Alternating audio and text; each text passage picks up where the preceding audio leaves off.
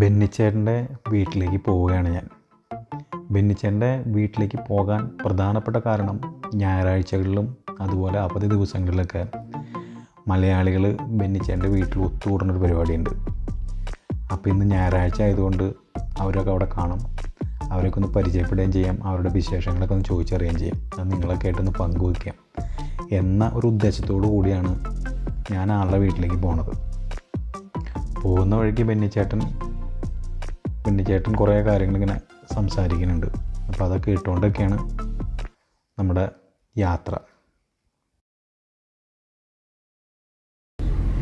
അങ്ങനെ പ്രകൃതി രമണീയമായ മെസ്സിന ടൗണിന്റെ ഹൃദയഭാഗത്തൂടെ നമ്മൾ കറങ്ങിയടിച്ച് വന്നു, യാത്ര ചെയ്തുകൊണ്ടിരിക്കുകയാണ്.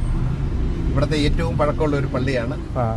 അമ്പരചുംബികളായ പള്ളികൾ എന്നൊക്കെ പറയുന്നത് പോലെ ഉയരത്തിൽ നിൽക്കുന്നതും പഴമയുടെ എല്ലാ പ്രൗഢിയും നഷ്ടപ്പെടാത്ത രീതിയിൽ അതിപ്പോഴും കാത്തു സൂക്ഷിക്കുന്നു എന്നുള്ളതാണ്. എല്ലാം നല്ല രീതിയിലേക്ക്. പിന്നെ ഇവിടുത്തെ ഡ്രൈവിങ് വഴികൾ, റോഡുകൾ എന്നൊക്കെ പറയുന്നത് എവിടെയെങ്കിലും ഒക്കെ ചെറിയൊരു ഇത് വന്നു കഴിഞ്ഞാൽ അന്നാരെ തന്നെ അത് മെയിൻറ്റെയിൻസ് ചെയ്ത് വിടണം. അല്ലാതെ നാട്ടിലത്തെ പോലെ ഒരു സീസൺ നോക്കി കാത്തു നിൽക്കുന്ന ഒരു സംവിധാനങ്ങളില്ല. നാട്ടിൽ നമ്മൾ റോഡ് റെഡി ആയി കഴിഞ്ഞാൽ അപ്പൊ തന്നെ പിന്നെ വാട്ടർ അതോറിറ്റി കഴിയുമ്പോൾ അടുത്ത ആളുടെ വരുന്നു. അപ്പൊ അങ്ങനെ ഇവിടെ അതൊന്നുമില്ല. വാട്ടർ അതോറിറ്റി അവരുടെ പണി ചെയ്ത് കഴിഞ്ഞാൽ ആ 1 മണിക്കൂറിൽ ടാറിങ് കൂടെ കഴിഞ്ഞിട്ടാണ് അവർ പോകുള്ളൂ. അല്ലാണ്ട് പൊതുമരാമത്ത് വന്നിട്ട് അറിയാനൊന്നും നിൽക്കില്ല. അപ്പൊ ഇവിടെ എന്ത് കാര്യങ്ങൾ ചെയ്യുന്നുണ്ടോ ആ ചെയ്യുന്ന പണികൾ അവർ കംപ്ലീറ്റ് പൂർത്തീകരിക്കുക എന്നുള്ളതാണ് അവരുടെ ലക്ഷ്യങ്ങൾ. ഇപ്പൊ എവിടെയെങ്കിലും ഒരല്പം മാറ്റി ഇത് ചെയ്യണമെങ്കിൽ അത് സിമെന്റും ഇതെല്ലാം കൊണ്ടുവരുന്നവരോടൊപ്പം ടാറിങ്ങും കൂടെ കൊണ്ടുവന്നിരിക്കും. ആ പണി തീരുമ്പോൾ ടാറി വിട്ട് ഇതായതിനു ശേഷമാണ് അവരോടൊന്ന് പോകുള്ളൂ. അതുപോലെ അത് മുൻകൂട്ടി നമ്മൾ ആ ചുറ്റുവട്ടത്തുള്ള ആൾക്കാരെ എല്ലാം അറിയിച്ചിരിക്കും. നമുക്ക് ഇന്ന ദിവസം ഇത്ര മണിക്കൂർ അവിടെ ജോലി ഉണ്ടെന്നുള്ളത്. കറണ്ട് എന്ന് പറയുന്നത് ഞാനൊക്കെ ഇവിടെ വന്നതിന് ശേഷം പോയതെന്ന് പറയുന്നത് മാക്സിമം കണ്ടിട്ടുള്ളത് 15 മിനിറ്റ് അരമണിക്കൂറൊക്കെയാണ്. എന്തെങ്കിലും ഒരു വർക്ക് ഉണ്ടെങ്കിൽ അങ്ങനെ ഒരിക്കൽ പോലും അനധികൃതമായി വരികയും അനാവശ്യ സമയത്ത് വരികയും ആവശ്യ സമയത്ത് പോവുകയും ചെയ്യുന്ന ഒരിതല്ല. അപ്പൊ അതുകൊണ്ടൊക്കെ അങ്ങനെയുള്ള സംവിധാനങ്ങൾ, വാട്ടർ അതോറിറ്റിയുടെ കാര്യങ്ങൾ, അവിടെയൊക്കെ എന്തെങ്കിലും കാണിച്ചൊരു തടസ്സം ഉണ്ടെങ്കിൽ അത് നേരത്തെ ഒരാഴ്ച മുമ്പേ നമ്മളെ അറിയിച്ചിരിക്കും എന്നുള്ളതാണ്. എന്നിട്ട് വർക്ക് നടത്തുള്ളൂ. അപ്പൊ നമുക്ക് അതിനുള്ള എല്ലാ സന്നാഹങ്ങളും തയ്യാറാകുന്നതിനുള്ള അവസരം ഉണ്ടാകും. അല്ലാണ്ട് പെട്ടെന്നൊരു സുപ്രഭാതത്തെ ഗതി ചെയ്യും, ഇല്ലെങ്കിൽ ഒരു ദിവസം എന്ന് പറഞ്ഞിട്ട് അത് 4 ദിവസം നീണ്ടുപോകുന്ന രീതികൾ, അങ്ങനെയുള്ള ഒരു കാര്യങ്ങളും ഇല്ല. അതൊക്കെയാണ് ഇവിടുത്തെ ഒരു നമ്മൾ കണ്ടു പഠിക്കേണ്ടതും മാതൃകയാക്കേണ്ട കാര്യങ്ങൾ. അതുപോലെ ടൗണിന്റെ ആ വൃത്തി, നമ്മുടെ നാട്ടിലെ പോലെ എന്തെങ്കിലും എടുത്തു അവിടെ വലിച്ചെറിഞ്ഞു പോകുന്നു, ഇത് ചെയ്യുന്നു ഒന്നുമില്ല. പറ്റി കൃത്യമായ രീതിയിൽ ആ ജീവനക്കാർ രാവിലെ വന്ന് അവരുടെ പണികൾ നല്ല വൃത്തിയായ രീതിയിൽ ചെയ്ത് പോകുന്നു. ഒരു കുപ്പിയോ പേപ്പറുകളോ ഇല്ലെങ്കിൽ ഒന്നും വഴിയിൽ അങ്ങനെ വലിച്ചെറിയാത്ത രീതിയിലേക്ക്, അതുപോലെ അത് തരം തിരിച്ച് ഓരോ ടിന്നിനകത്ത് ഇതാണ് നിക്ഷേപിക്കുന്നത്. അതെല്ലാ ദിവസം വന്ന് അവരുടെ മുനിസിപ്പാലിറ്റിയുടെ വണ്ടി തന്നു കൊണ്ടുപോയി ഒരു സുരക്ഷിതമായ രീതിയിലേക്ക് ഇത് ചെയ്യും. അപ്പൊ അങ്ങനെയൊക്കെ വരുന്നത് കൊണ്ടിട്ട് നമുക്ക് ഒരു കാര്യത്തിനകത്ത് പേടിക്കണ്ട. അതാണ് ഇവരുടെ ആയുസിന്റെ ഒക്കെ ഏറ്റവും വലിയ ബലം എന്ന് പറയുന്നത്. ശുദ്ധവായു, ശുദ്ധജലം, മായം ചേരാത്ത ആഹാരം. ഇതാണ് ഇറ്റലിയുടെ ഒരു മുഖമുദ്രയായിട്ട് ഞാൻ കണ്ടിരിക്കുന്നത്. അതുപോലെ നമ്മുടെ നാട്ടില് മരങ്ങൾ മുഴുവൻ മുറിച്ചു കളയാണ്. ഇവിടെ എവിടെ സ്ഥലമുണ്ടോ മരം എല്ലാം നട്ടുപിടിപ്പിക്കും. ഒരിക്കൽ പോലും ഒരു മരത്തിനെ ഇവരെ മുറിച്ചു കളയാനായിട്ട് അവർ നിൽക്കുന്നില്ല. അതിന്റെ ശിഖരങ്ങൾ മാത്രം, ഇല്ലെങ്കിൽ മറ്റൊരു ഭീഷണിയായ രീതിയിലോ അപകട വരുത്തുന്ന ഒരു അവസ്ഥ വന്നെങ്കിൽ മാത്രമല്ലാതെ കണ്ട് അത് മുറിക്കുന്ന പരിപാടികളില്ല. അതുപോലെ അവിടെ എന്തെങ്കിലും ആ ഒരു അടിയന്തര സാഹചര്യത്തിൽ ആ മരം മാറ്റണമെന്നുണ്ടെങ്കിൽ ആ മരം അങ്ങനെ തന്നെ അവരത് മൊത്തം വേറെ സ്ഥലത്ത് ക്രെയിനായിട്ട് വന്നു കഴിഞ്ഞിട്ട് പൊളിച്ച് പറിച്ചെടുത്തുകൊണ്ട് പോയി വേറെ ഇടത്തുകൊണ്ട് പ്ലാൻ ചെയ്യും. അതാണ് അവരുടെ ഒരു രീതി എന്ന് പറയുന്നത്. ഞങ്ങളങ്ങനെ ബെന്നിച്ചേട്ടൻ്റെ വീട്ടിലേക്ക് എത്തി. താഴത്തെത്തുമ്പോൾ മുതൽ മലയാളത്തിലുള്ള ശബ്ദം മുകളിൽ നിന്ന് കേൾക്കാം. അവരുടെ വർത്തമാനങ്ങളൊക്കെ നമുക്ക് താഴത്തു നിന്ന് തന്നെ കേട്ടു തുടങ്ങാം. ഞാനങ്ങനെ ബെന്നിച്ചേട്ടൻ്റെ പുറകിൽ കൂടെ തന്നെ സ്റ്റെപ്പ് കയറി പോവാണ്. അവിടെ ചെന്ന് കണ്ട കാഴ്ച ഇതാണ്. കിച്ചണിൽ കുറച്ച് ആൾക്കാർ ഇരിക്കുന്നുണ്ട്. അപ്പോൾ അവർ ഞാൻ ഈ ക്യാമറ ഒക്കെ പിടിച്ച് കണ്ടപ്പോൾ എന്താ സംഭവം എന്ന് ചോദിച്ചു. അപ്പോൾ ഞാൻ കാര്യം പറഞ്ഞു. അപ്പോൾ അവർ കുറച്ച് പേർക്കൊക്കെ എന്നെ അറിയാം. അപ്പോൾ അവരവിടെ ഇരുന്ന് പച്ചക്കറിയൊക്കെ നന്നാക്കാണ്. വേറെ കുറച്ച് പേര് മറ്റു പല പണികളൊക്കെ ചെയ്യുന്നുണ്ട്, വേറെ പാചകങ്ങളൊക്കെ ചെയ്യുന്നുണ്ട്. എന്തായാലും ഇവരൊക്കെ മെസ്സീനയുടെ പല ഭാഗങ്ങളിലായിട്ട് ജോലി ചെയ്യുന്നവരാണ്. ജോലി ചെയ്യുന്നവർ മാത്രമല്ല കേട്ടോ, ഇവരെ പഠിക്കുന്ന കുറച്ച് വിദ്യാർത്ഥികളും ഈ കൂട്ടത്തിലുണ്ട്, വന്നിട്ടുണ്ട്. അവരും അവരെ കൊണ്ട് പറ്റുന്ന രീതിയിലുള്ള പണികളൊക്കെ അവിടെയൊക്കെ ആയിട്ട് ഓരോ പരിപാടികളൊക്കെ ചെയ്തുകൊണ്ടിരിക്കുന്നുണ്ട്. ഞാനിപ്പോൾ ഇന്ന് എന്താ ഇത്ര വലിയ ആഘോഷം എന്ന് വെച്ചപ്പോൾ അവർ പറഞ്ഞു ഞായറാഴ്ചകളിൽ ഇങ്ങനെയാണ്. ഞായറാഴ്ചകളിൽ മാത്രമല്ല, ഞായറാഴ്ച അവധി ദിവസങ്ങളിലൊക്കെ ഇങ്ങനെയാണ് ഇവിടെ കൂടാറെന്ന് പറഞ്ഞു. ബെന്നിച്ചേട്ടൻ അനുവാദം തന്നെ കാരണം എല്ലാവിധ സാധനങ്ങൾ ഉണ്ടാക്കാൻ പറ്റുന്ന സാധനങ്ങളൊക്കെ ഉണ്ടാക്കും ഒരുമിച്ച്. എത്ര പേര് വരണോ അതിനനുസരിച്ച് സംഭവങ്ങൾ ഉണ്ടാകും. അതാണ് ഇവിടുത്തെ പരിപാടി എന്ന് പറഞ്ഞു.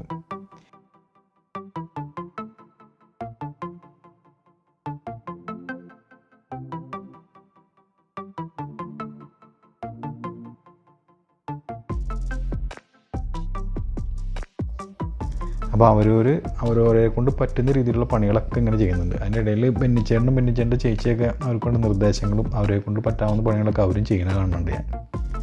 ആരും അങ്ങനെ മാറി നിൽക്കണില്ല, എല്ലാവരും അവരവർക്ക് പറ്റുന്ന രീതിയിലുള്ള പണികളൊക്കെ ചെയ്തുകൊണ്ടിരിക്കുന്നുണ്ട്.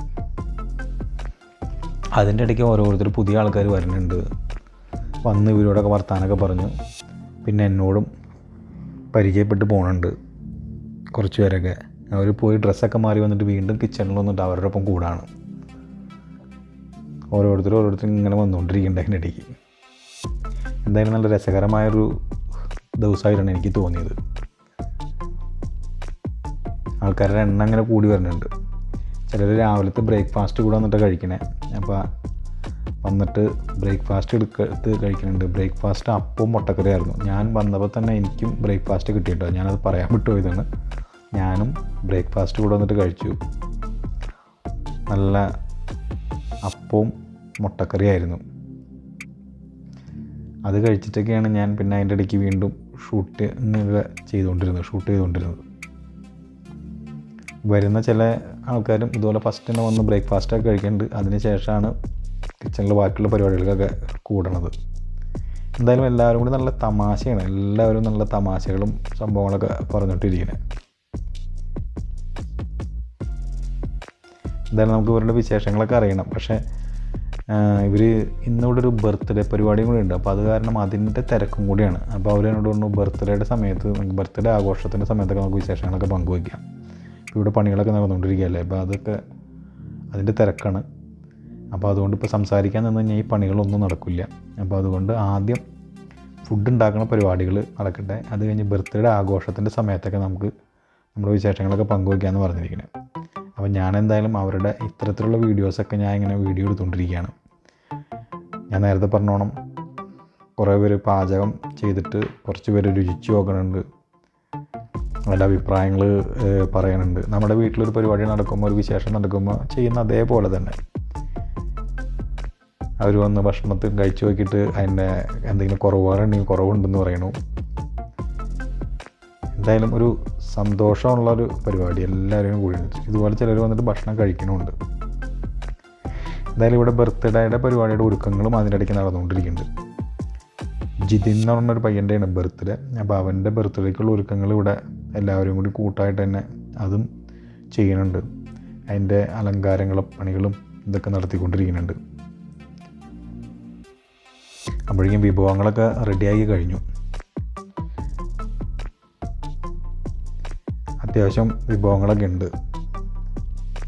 പച്ചക്കറിക്ക് പച്ചക്കറിയും, നോണിനും അങ്ങനെ എല്ലാ ഐറ്റംസുകളും നോക്കുള്ള ഒരു ഉച്ചലത്തെ സദ്യ.